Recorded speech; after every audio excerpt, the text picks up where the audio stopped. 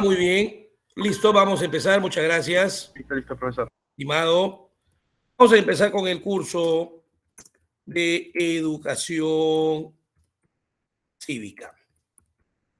Recuerden que la semana anterior estábamos hablando un poco de los derechos, ¿recuerdan? De los derechos humanos. Y dijimos que de las características que habíamos mencionado de los derechos humanos, universalidad, habíamos mencionado que son inviolables, imprescriptibles, ¿no? Y vamos a tomar una de las características. ¿Cuál era esa característica? La característica de la progresividad. ¿En qué consistía esa característica?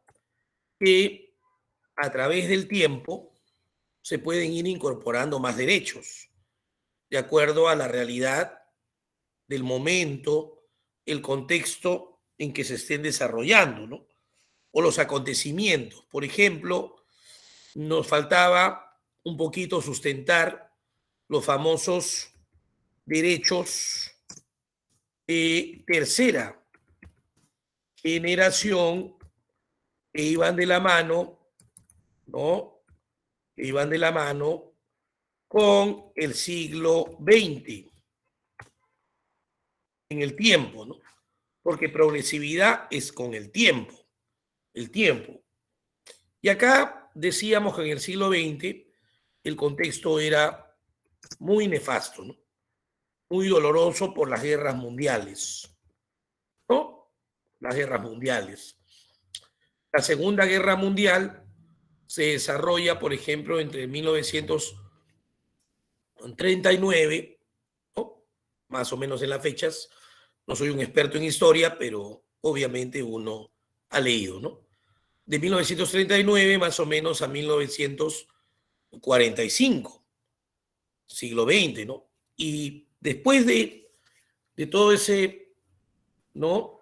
Dolor, todo ese flagelo de la humanidad, es que justamente, coincidentemente, la ONU, acuérdate, una institución mundial que hasta ahora existe, establece, te debes acordar de esto, de la Declaración Universal de los Derechos Humanos, donde hay 30 artículos, muy importante, que hay que leerlos poco a poco, ¿no? Es ahí que en ese contexto se fortalece, ¿no? Se va fortaleciendo derechos que se han ido incorporando en este tiempo. ¿Como cuáles, profesor? Como diría yo, el que sustenta la ONU en su objetivo fundamental, ¿no? El derecho a la paz. ¿O no? Dice, ¿para qué ha sido creada la ONU? Y respuesta, ¿no? Para mantener la paz en el mundo, pues. Para eso se creó. Tú abres un libro y eso es lo que va a decir. Mantener la paz en el mundo. Derecho a la paz. ¿Es el único que va con los derechos de tercera generación? No. También está el derecho a la solidaridad. Incluso, yo decía la semana pasada, por ejemplo, si son de primera generación, tienen un segundo nombre. ¿Así? ¿Cuál es? Decíamos, derechos civiles y políticos. Perfecto. Si son de segunda generación, tienen un segundo nombre. ¿Cuál es? Derechos sociales, económicos y culturales, ¿no? Y si son de tercera generación, tienen un segundo nombre. ¿Cuáles son? Derechos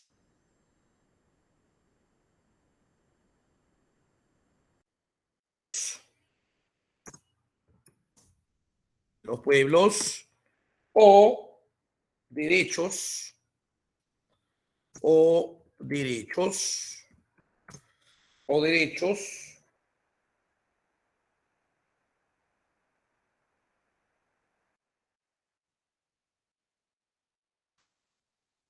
escuchan? ¿Me escuchan? Derechos de los pueblos o de la solidaridad. Perfecto. ¿No? Otro derecho acá. Derecho al patrimonio. Al patrimonio común de la humanidad, ¿no? Esto está muy inmerso con nuestra cultura. Nuestras manifestaciones o expresiones en base a lo que el ser humano haya creado en el tiempo. O no solamente lo que el ser humano haya creado, ¿no? Sino la propia naturaleza, que tenemos la obligación de cuidar, ¿no? Nuestras fortalezas, ruinas, huacos, mantos, ¿no? Vasijas, libros, centros arqueológicos, ¿no? Iglesias, que todo peruano lo debe tener bien claro, ¿no? Porque es patrimonio.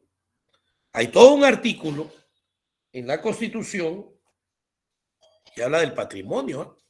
Y eso no es juego. Ese artículo, los que ya están leyendo, ¿no? Su Constitución es el artículo 21, que dice cuál es el patrimonio cultural de la nación. Te hace recordar la Constitución para que lo cuides, para que lo protejas, no para que lo dañes, ¿no es cierto? Por ese enfoque, ese lado, van los derechos de tercera generación, que son los que más o menos en esa trilogía, primera, segunda y tercera, debes manejar. Había un material que se colgó la semana pasada para que lo resuelvas, ¿no? En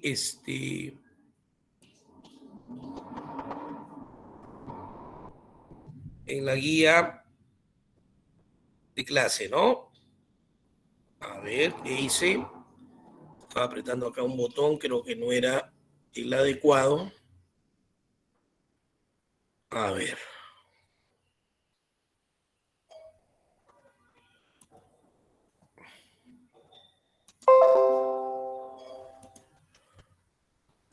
Ya está.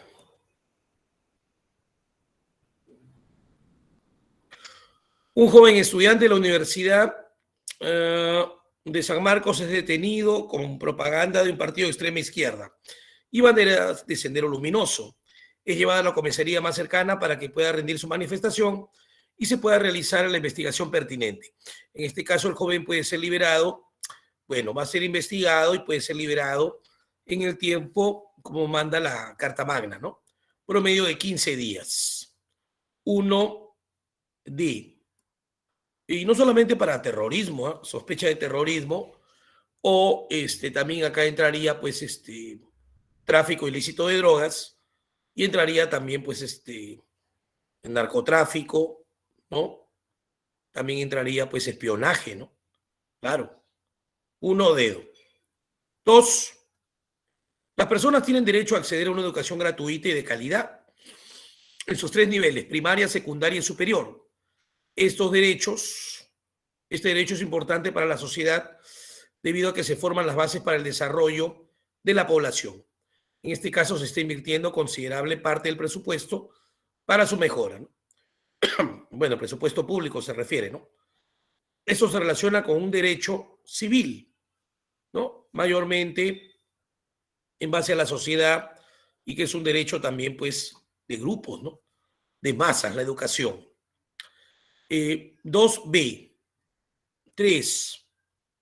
La pena de muerte para los violadores de menores de edad está siendo tomado en cuenta para poder tener condenas más drásticas para crímenes tan extremos. La situación se torna más grave al ver que la cantidad de víctimas aumentó en los últimos años. En este caso, la aplicación no es aplicable debido a que el Perú se adhirió a la vigencia de la Convención Americana de los Derechos Humanos, que lleva implícito el Pacto de San José de Costa Rica. 3D. ¿no es cierto? Fundamentado también y haciendo recordar nuestro artículo 140, ¿no? Donde la pena de muerte está escrita, pero no se ejecuta, ¿no? En el Perú. Artículo 140 de la Carta Magna. Un presunto delincuente es arrestado en las cercanías del parque universitario y se le encontró diferentes documentos de identidad de sus víctimas. En esta situación, los efectivos del orden comienzan a propinar golpes para que acepte su culpa en los robos. Y este confiesa, mencionado delito. En este caso se establece que 4, esto tendría un sustento del artículo 2, ¿no? Si yo miro el inciso 24, porque en el artículo 2 están los derechos fundamentales, que son 24 derechos fundamentales, el inciso 24 dice, empezando el artículo 2, dice, toda persona tiene derecho. Y el inciso 24 dice, a la libertad y a la seguridad personales. Si yo me voy a la última letra dentro de ese inciso, del 24, que se llama apartados, voy a encontrarme con la letra H, que dice, nadie debe ser víctima de violencia moral, psíquica o física, ni sometido a tortura o a tratos inhumanos o humillantes. Cualquiera puede pedir de inmediato el examen médico de la persona agraviada o de aquella imposibilitada de recurrir por sí misma a la autoridad. Carecen de valor las declaraciones, me habla de declaraciones, obtenidas por la violencia. Quien la emplea incurre en responsabilidad. Por eso yo marcaría, según la norma, carecen de validez debido a que fueron extraídos con violencia. 4 dedos. 5. Complete adecuadamente respecto a una de las características de los derechos humanos. Los derechos humanos son puntos, por lo que cada uno de ellos va unido al resto, de tal modo que negarse a reconocer uno o privarnos de él pondría en peligro el mantenimiento del resto, ¿no? De los demás derechos o del resto de los derechos humanos que nos corresponden. Por lo tanto, son indivisibles, ¿no? En el sentido de que ningún derecho puede disfrutarse a costa de otro derecho. No puede prescindirse de ninguno. 5D. 6. Laura, en la empresa donde labora, se ha enterado de la diferencia de su salario respecto a otros trabajadores varones del mismo campo y rango, teniendo igual que ellos los mismos grados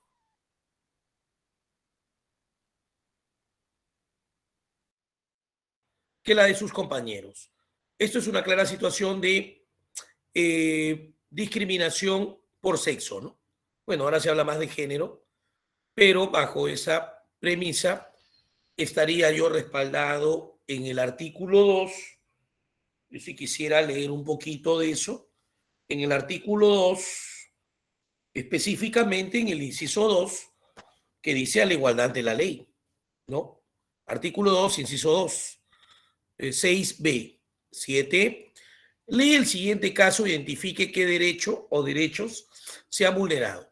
Serenos de la Municipalidad de Lima golpearon a un joven dejándolo al borde de la muerte por vender productos de manera informal, sin ningún permiso municipal, en las vías públicas, cual se violó derecho a no ser sometido a torturas ni a penas o a tratos crueles e inhumanos. 7D. 8. ¿Cuáles son los derechos surgidos en la doctrina en los años 1980? Se vincula con la solidaridad, nos unifica su incidencia en la vida de todos, a escala universal, por lo que precisan para su realización una serie de esfuerzos y cooperaciones a un nivel planetario. Normalmente se incluyen en ellas derechos heterogéneos, o sea, diversos derechos, como el derecho a la paz, a la calidad de vida o a las garantías frente a la manipulación genética. Bueno, yo también diría al cuidado del medio ambiente, diría pues la protección del patrimonio común de la humanidad, ¿no? Y yo sé que esos derechos o estos ejemplos que estoy dando son de tercera generación. La clave en la 8 sería C. 9. Durante las últimas semanas en nuestro país se está discutiendo la ampliación de la pena de muerte para otro tipo de delitos, aparte de los mencionados en la Constitución. Por eso un grupo de pobladores ha decidido iniciar la recolección de firmas para poder proceder con mencionado cambio. Es claro que la intención atenta contra los derechos fundamentales. Este referéndum es un acto constitucional. Sí, sí, no, no. Bueno, para empezar, el referéndum está sustentado en la Carta Magna y se menciona qué puede ser sometido a referéndum y qué no puede ser sometido a referéndum. Tendría que revisar el artículo 32, ¿no? Y acá dice muy claro, no puede ser sometido a referéndum la supresión o la disminución de los derechos fundamentales. No puede ser sometido a referéndum de la persona, ni las normas de carácter tributario y presupuestal, ni los tratados internacionales en vigor. Yo que marcaría la D. No, debido a que no se puede someter en mencionados casos. No hay consulta popular hacia el pueblo sobre ello. Y la 10 dice, un ciudadano es detenido en un centro comercial concurrido en el Cono Norte. Esto debido a la vestimenta propia de la región que él procede, ¿no? Vestimenta. Los encargados de seguridad lo acusan de estar vendiendo productos en la zona, cerca al centro comercial. En este caso se reporta un acto de discriminación por etnia, basado pues en la cultura, basado puede ser en sus tradiciones, en su vestimenta, en su origen. Entonces marcaría 10D, etnia. Muy bien, ¿así marcaron? ¿Sí o no?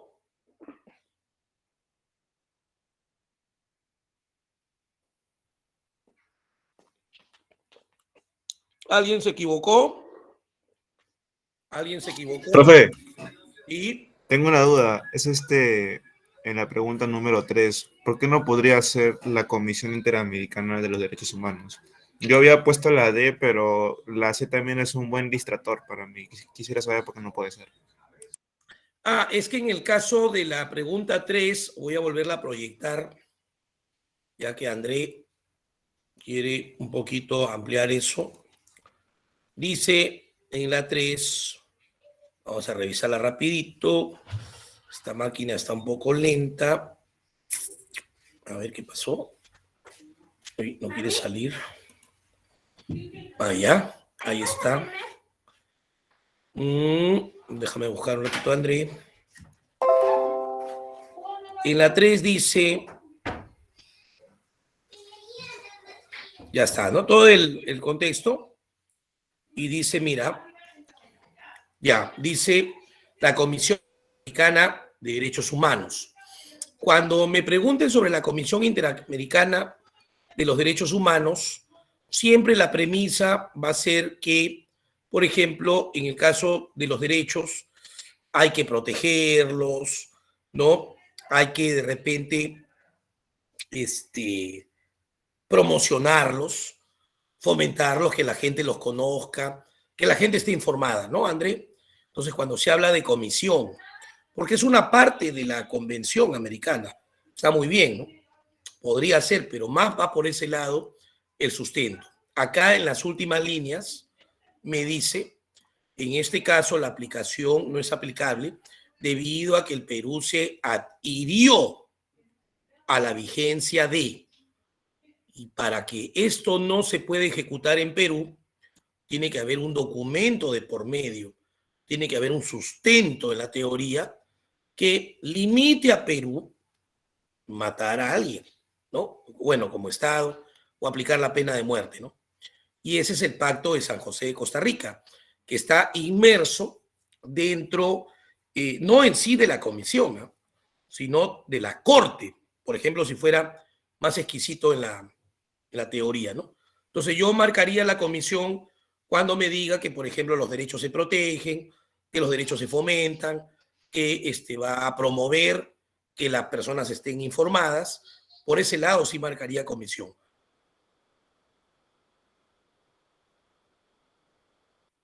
El Perú se adhirió a la vigencia, es el documento en sí. Y el documento en sí es el Pacto de San José de Costa Rica. Incluso el artículo 140, André, si uno lo revisa, ¿no? De la Carta Magna, me refiero a los que tengan su Carta Magna, dice, la pena de muerte solo puede aplicarse por delito de traición a la patria, en caso de guerra y el de terrorismo, conforme a las leyes y a los tratados de los que el Perú es parte obligada. O sea, tiene que haber un documento de por medio. Y ese reflejo es el Pacto de San José de Costa Rica. Por esa razón, querido André, ¿me escuchó? Muy bien. Entonces, una vez que ya hemos marcado, creo, todo, ¿no? Ya siempre tienen que hacer las preguntas así como André para poder ayudar y avanzar, ¿no? Porque todos aprendemos también. Ante la pregunta de André, hemos avanzado un poco más y he podido explicar algunas cositas más, que también es importante. Bueno, ahora nos toca hablar también de un tema importante que ya está en el Classroom, lo puse ayer en la noche, que es el Estado, ¿no? En el caso del Estado, tú sabes que mucho se habla del Estado y cada vez que se habla del Estado, entonces, ¿qué podríamos comenzar a evaluar, ¿no? Bueno, en el caso del Estado se dice que el Estado al pueblo le importa mucho saber porque está relacionado con nuestros representantes. En el caso del Estado siempre, ¿no? La definición dice, ¿no? Es el cuerpo jurídico político, ¿no? Que representa a quién, que representa obviamente a la nación. Y eso es importante porque hoy en día a través del Estado, el pueblo, ¿no? Las personas tratan pues de apoyarse, ¿no? Sobre todo las personas que están dentro de la pobreza y la extrema pobreza, ¿no? ¿No? Entonces, cada vez que se habla del Estado, se va a decir, ¿no? Organización jurídica y política, ¿no? Organización jurídica y política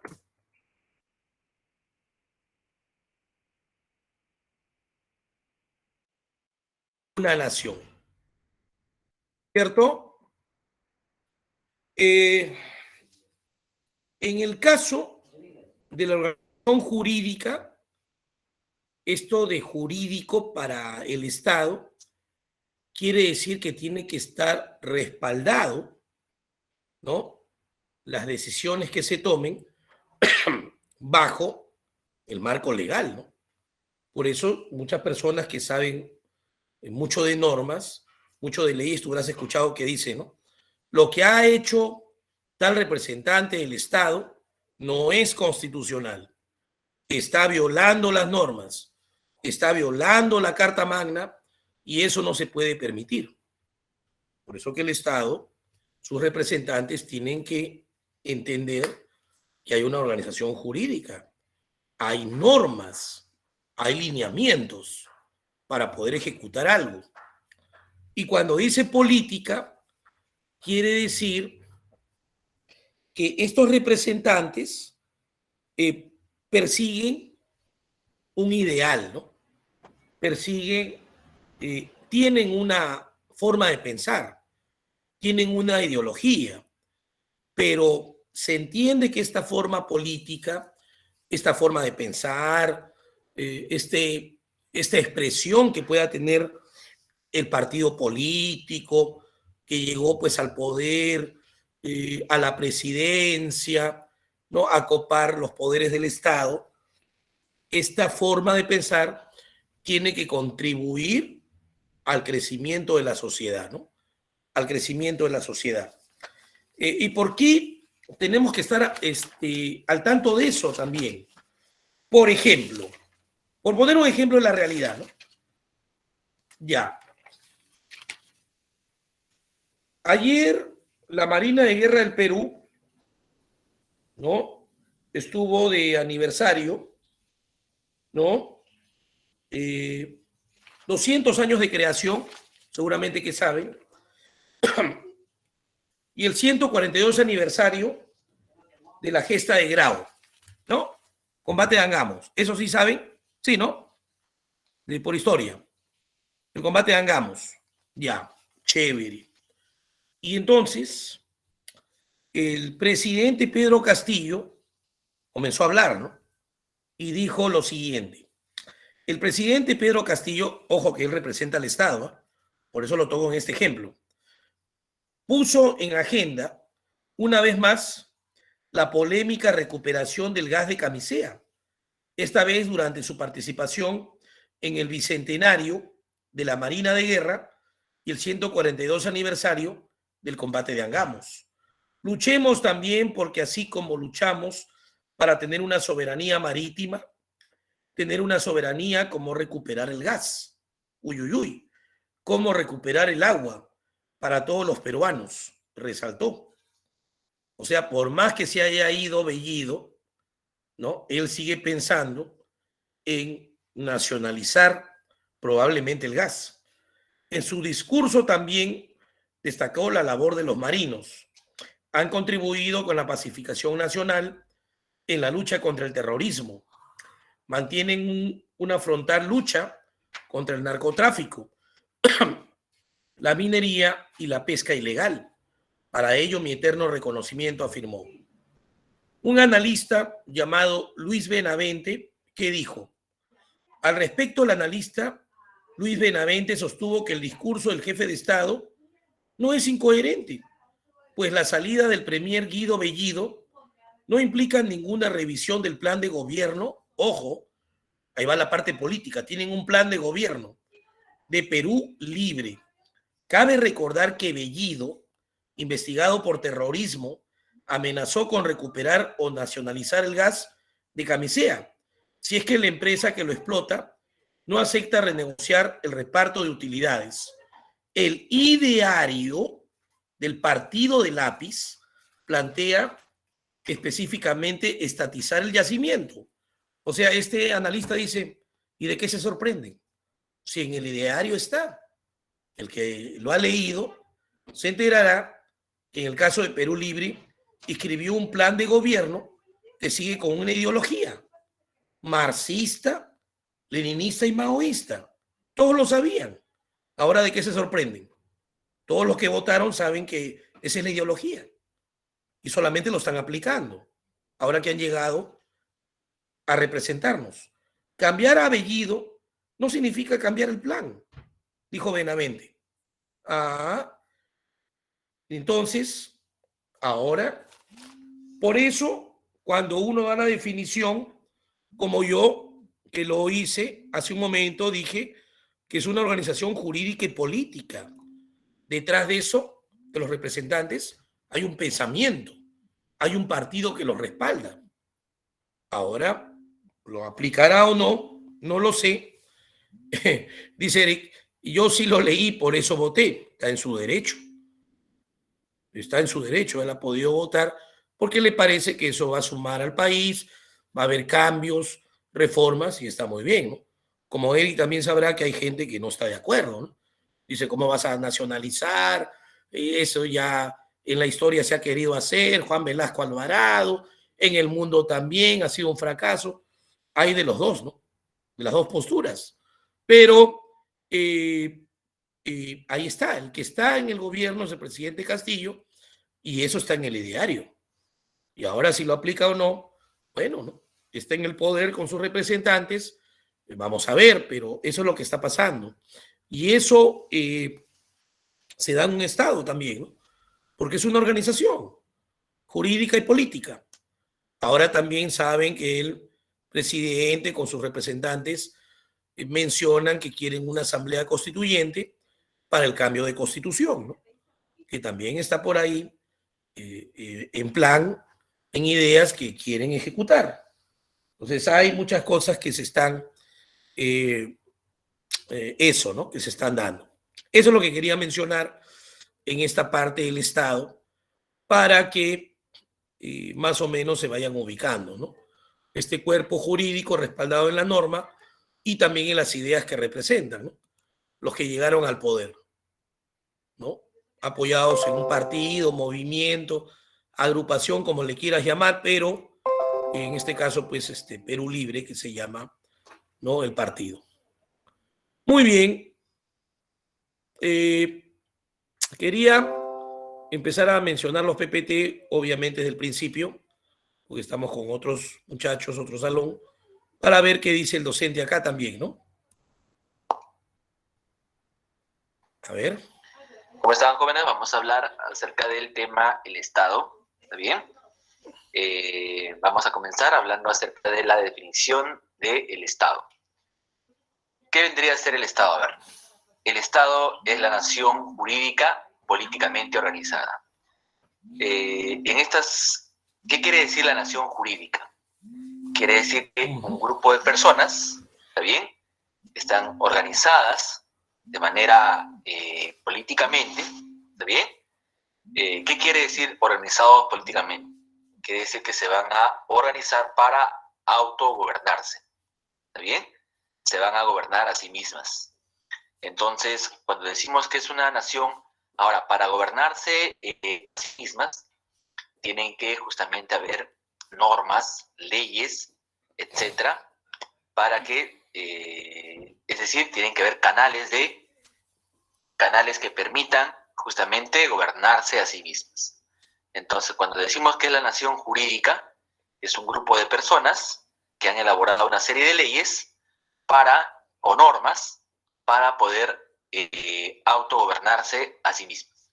Por eso dice que políticamente organizadas. Se han organizado para gobernarse a sí mismas. Entonces, eso vendría a ser el Estado, jovencitos, ¿está bien? Es la nación jurídica políticamente organizada.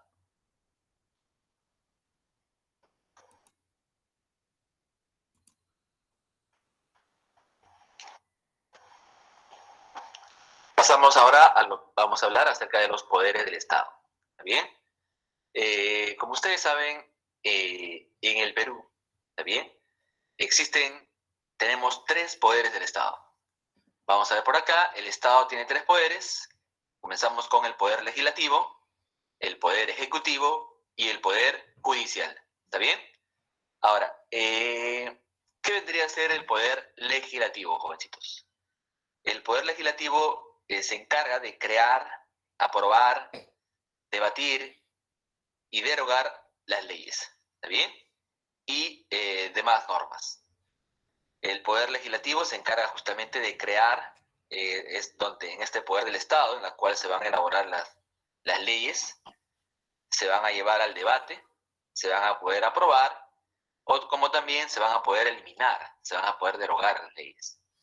El poder legislativo está conformado por los 130 congresistas, ¿está bien?, que se van a reunir en un pleno, en el pleno del Congreso, para poder realizar todas estas funciones, por ejemplo, la creación, la aprobación, el debate y la derogación de las normas, ¿está bien?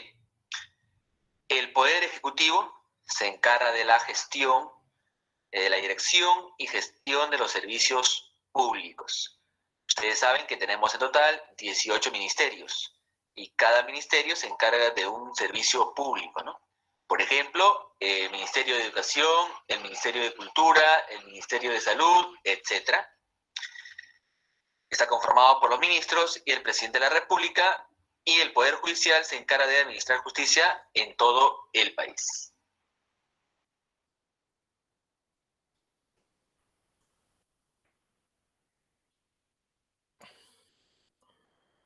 Muy bien, en el criterio de estos poderes del Estado, recordar que tenemos que hacer cada poder en clase, ¿no? Porque hay muchos artículos que están sustentados en la Carta Magna para los poderes del Estado y que San Marcos anda tomando con mucha inteligencia, ¿no? Cada poder del Estado tiene sus propias funciones, tiene sus propias atribuciones, y entonces San Marcos siempre te toma, ¿no? Y hay que estar preparado para cada poder del Estado. Existe una frase que involucra a que se tiene que basar las decisiones en las normas, donde los poderes del Estado deberían pues coordinar, ¿no? Las funciones, analizar su marco legal y saber cuáles son sus competencias. Acá en el Perú observamos en los últimos años que hay desafíos, peleas entre el legislativo y el ejecutivo, que ustedes se han dado cuenta, ¿no? Acá parecería que un poder del Estado dice, yo soy el que mando y voy a relucir mi poder.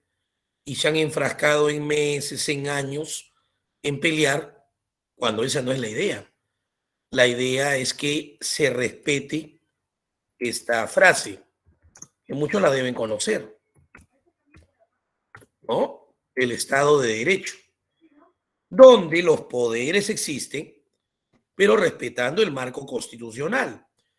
Y si ellos dan el ejemplo, que tendría que ser así, obligatoriamente, también la sociedad, el pueblo, la nación, se tiene que sujetar a lo mismo. Hoy en día escuchamos al pueblo decir, ah, sí, pues no. Sí, pero no lo voy a hacer así porque este señor que es parte del Estado es un ladrón y no respeta nada. ¿Por qué tendría que respetar yo si el mismo Estado no respeta? Esa es la justificación del pueblo. El pueblo dice, mire usted, señor, ¿no? Profesor, cuando voy en un taxi, mire cuántos presidentes están presos, ¿no?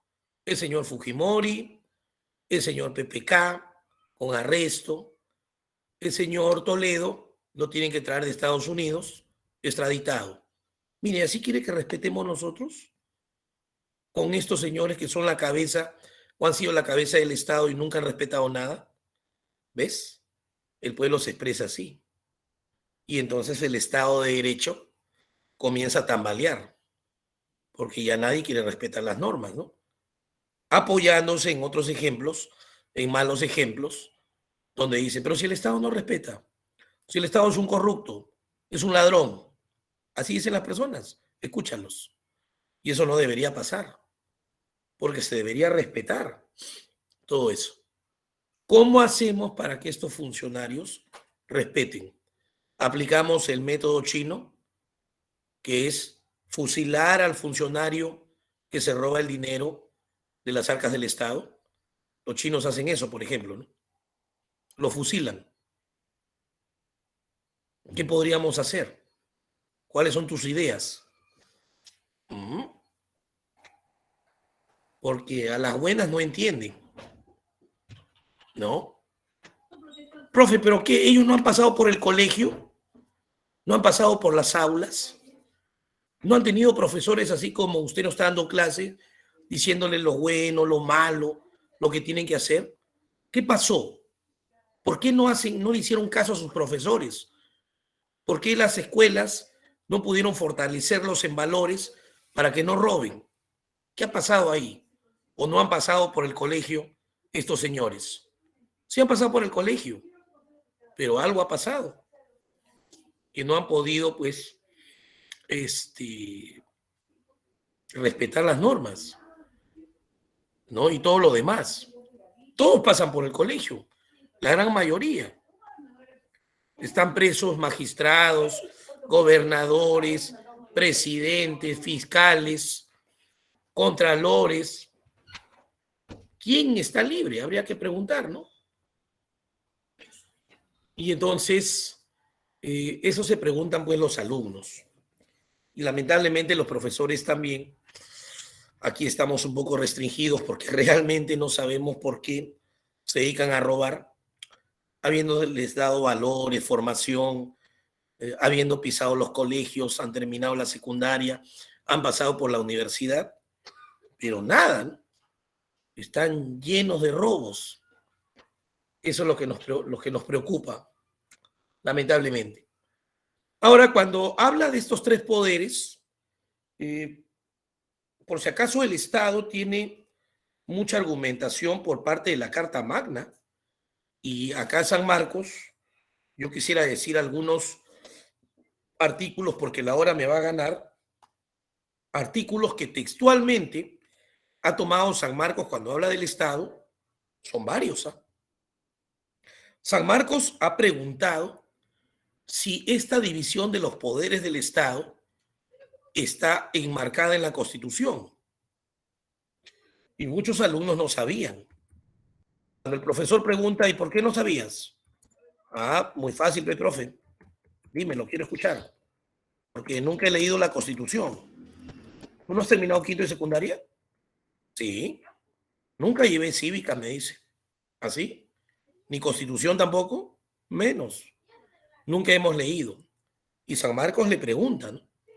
Le dice, los tres poderes del Estado, ¿bajo qué principios se establece esa división? ¿No?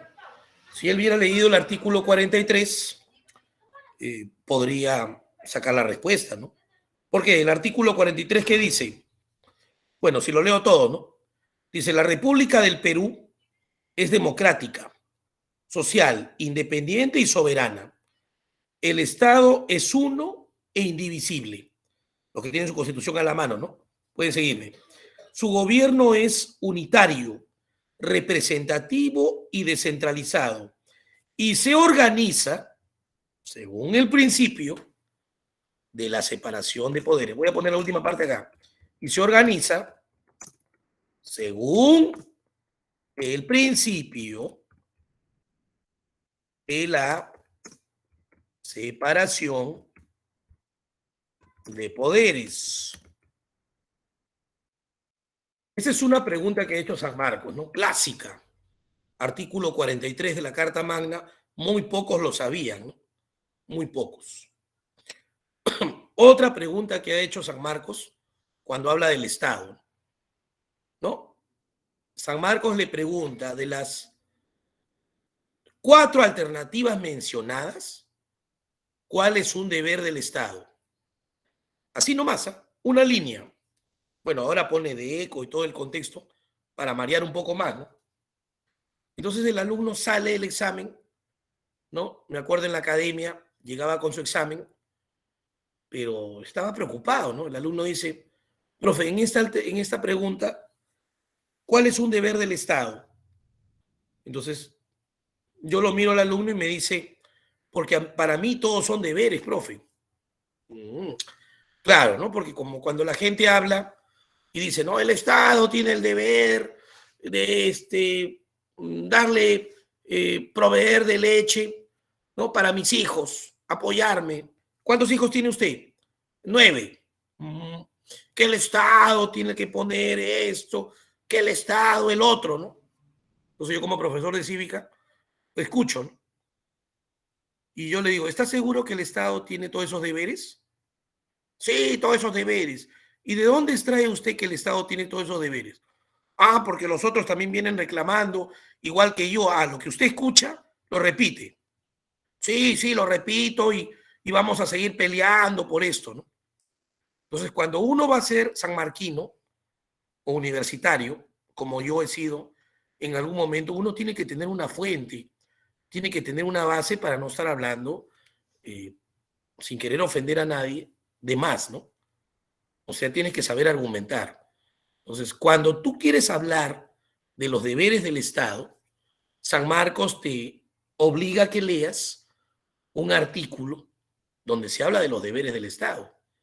Y ese artículo es el artículo, ya muchos se han dado cuenta, seguro que están leyendo, es el artículo 44 de la CPP. Ahí San Marcos, por eso te pone, de estas 4 alternativas, ¿cuál es un deber del Estado? ¿No? Y San Marcos pone todo lo que la gente reclama, lo que escucha, que no van acorde con el marco legal. Pero hay uno que sí va con el marco legal. Ahora, el alumno tiene que saber que en la genérica de los deberes, el Estado por ley tiene 5 deberes, generales, claro, obviamente. Entonces San Marcos dice, a ver, de los 5, ¿cuál te acuerdas? ¿Cuál de esas 4 alternativas va con el artículo 44? Muerto, pues, porque como el alumno no leyó, no se acuerda nada, ¿no? O muy poco. Y entonces ahí San Marcos dice, ¿no? A ver si el alumno lee o no lee su carta magna. Si yo leo con mis alumnos, ¿qué dice el artículo 44? Dice, son deberes primordiales del Estado. 1, aunque no le pone números, ¿no? Yo le estoy poniendo números para que veas. Defender la soberanía nacional. 2, garantizar la plena vigencia de los derechos humanos. 3, yo le estoy poniendo los números, ¿eh? Proteger a la población de las amenazas contra su seguridad. 4, promover el bienestar general que se fundamenta en la justicia y en el desarrollo integral y equilibrado de la nación.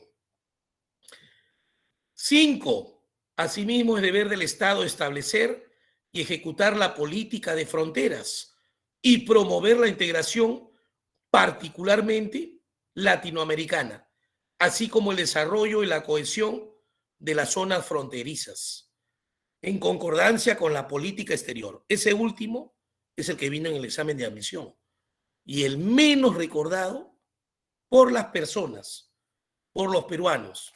Hay algunos que ni siquiera lo saben, ¿no?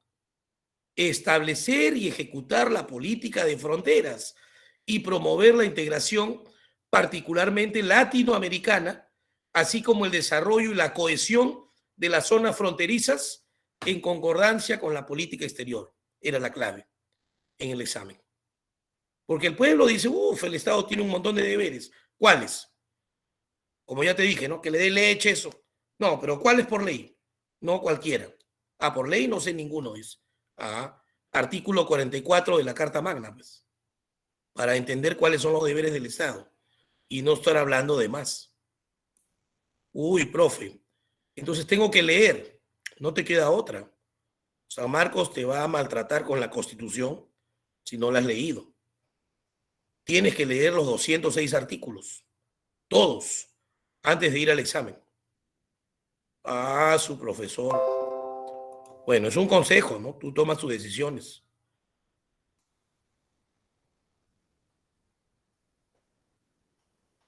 Muy bien, vamos a pasar ahora, jóvenes, a analizar los elementos del Estado. Vamos a hablar acerca de qué elementos conforman el Estado. ¿Está bien? El Estado está conformado por los siguientes elementos. Tenemos, por ejemplo, la nación, el territorio, la soberanía, la organización jurídica. ¿Está bien? ¿Qué vendría a ser, por ejemplo, la nación? La nación viene a ser la población, ¿está bien? El conjunto de personas que van a residir en un determinado lugar. El territorio viene a ser el espacio geográfico, ¿está bien? El espacio geográfico conformado por, aparentemente, el territorio está conformado solamente por una área determinada, pero no es así, sino que el territorio está conformado por el suelo, el subsuelo, el sobresuelo, que es el espacio aéreo, y el dominio marítimo. La soberanía, que vendría a ser, en este caso, la facultad que tiene la población para hacer respetar sus leyes y decisiones, y una organización jurídica que vendría a ser un conjunto de instituciones, organismos y normas que van a hacer posible el ordenamiento del país o del Estado. ¿Está bien? Entonces, de esa manera, tenemos el Estado peruano tiene 4 elementos, ¿no? La nación, el territorio, la soberanía y la organización jurídica. La nación, también llamada el elemento humano, el territorio, también llamado el elemento físico, y la soberanía, también llamado el elemento subjetivo. ¿Está bien? Entonces, de esa manera, jovencitos, tenemos 4 elementos del Estado, que son muy importantes para que pueda, en este caso, existir el Estado. El Estado no podría existir sin una nación, por ejemplo, ¿no? Sería simplemente un lugar, un territorio, nada más sería, ¿no? ¿Está bien? Sería tal cual un territorio desértico, ¿no? En este caso, desértico sin población, pues, ¿no? ¿Está bien? De esa manera. Para que pueda existir el Estado, tiene que haber una nación.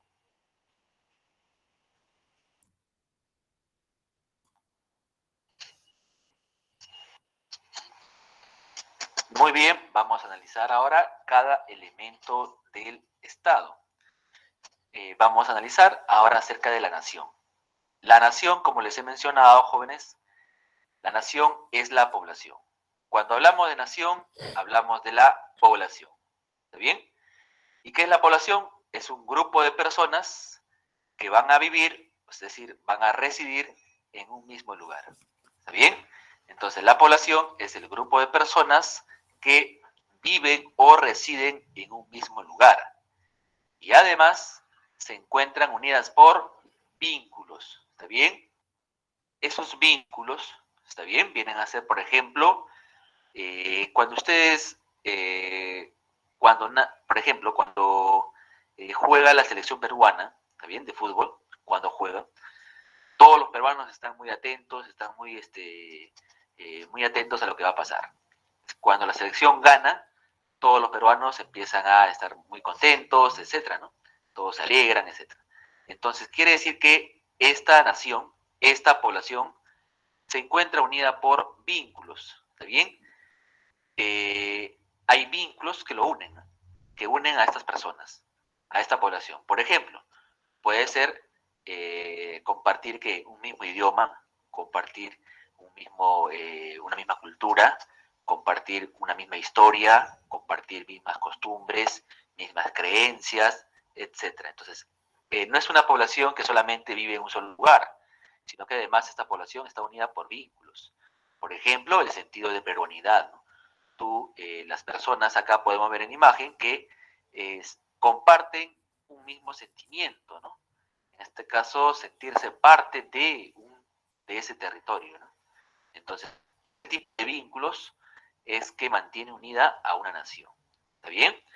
Entonces, cuando hablamos de nación, no solamente nos referimos a la población que reside en un lugar, sino que también a la población que está unida por vínculos. ¿Está bien? Como por ejemplo, les he mencionado el sentido de peruanidad.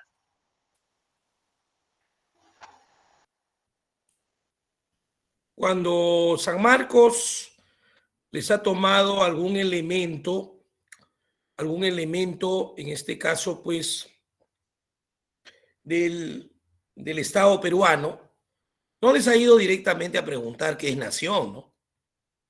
Bueno, es el pueblo, la sociedad unida por vínculos, sino que ha tomado algunos artículos, ¿no? Que están relacionados con el pueblo, con la nación.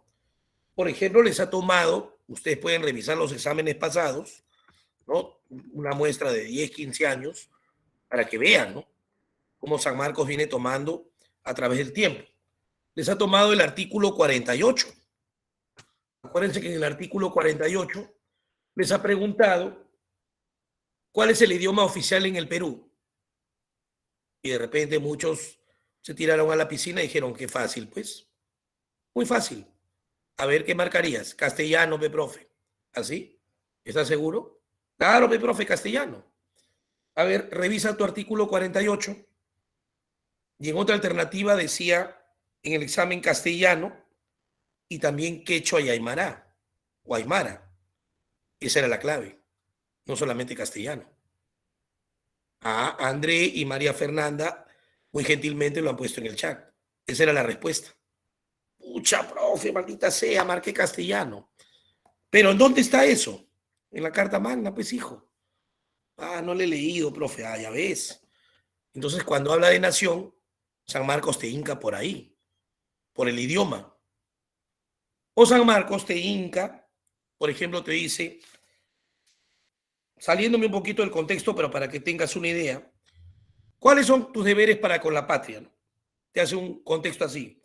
Todos los peruanos tienen el deber de honrar al Perú y de proteger los intereses nacionales, así como de respetar, cumplir y defender la Constitución y el ordenamiento jurídico de la nación.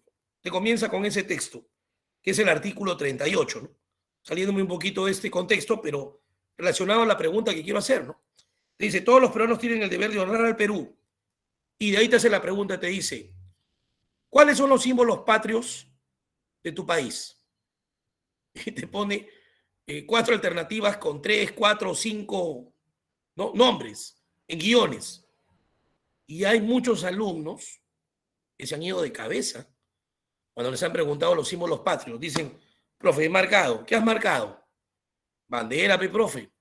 Escudo, himno y escarapela, profe. ¿Qué? ¿Cómo vas a marcar escarapela? La escarapela no es un símbolo patrio. Profe, si es un símbolo patrio. Yo he ido al colegio de mi sobrino, profe, y ahí está en el mural del colegio de mi sobrino de primaria, y ahí dice que el escarapela es un símbolo patrio. Seguro, de repente el colegio se habrá equivocado, o no sabrán cívica en ese colegio, pero la escarapela no es un símbolo patrio. Revisa tu artículo 49. ¿Qué? ¿Está en la Constitución? Sí. La capital de la República del Perú es la ciudad de Lima. Su capital histórica es la ciudad de Cusco, o del Cusco, o Cosco, si quieres, ¿no? Son símbolos de la patria, querido alumno, la bandera de 3 franjas verticales, con los colores rojo, blanco y rojo, y el escudo y el himno nacional establecidos por ley. ¿En qué parte dice la escarapela? Es que yo lo vi, profe, en el colegio. Vaya al colegio y dígale a la directora que saque esa información inmediatamente, porque el profesor Nefer va a venir y va a ordenar cerrar ese colegio. Dígale así. No, exactamente. Es un distintivo, como dijo María Fernanda y Henry, cívico-patriótico, que en ciertas fechas se establece. Bueno, Johan nos está diciendo que ya me pasé varios minutos, las disculpas del caso, pero hay que seguir avanzando estado. Hay muchos artículos que te tendría que mencionar que han venido en el examen de admisión, a ver si la otra semana sigo con ese ritmo de mencionarte. Muchas gracias a todos, gracias Johan por la paciencia, cuídense mucho, buenas tardes con todos. Chao, cuídense, hasta luego. Muchas gracias, profesor. Muchas gracias a usted. Luego, cuídense mucho, disculpen, gracias a todos, permiso. Buenas tardes. Chao chicos, cuídense mucho. Adiós.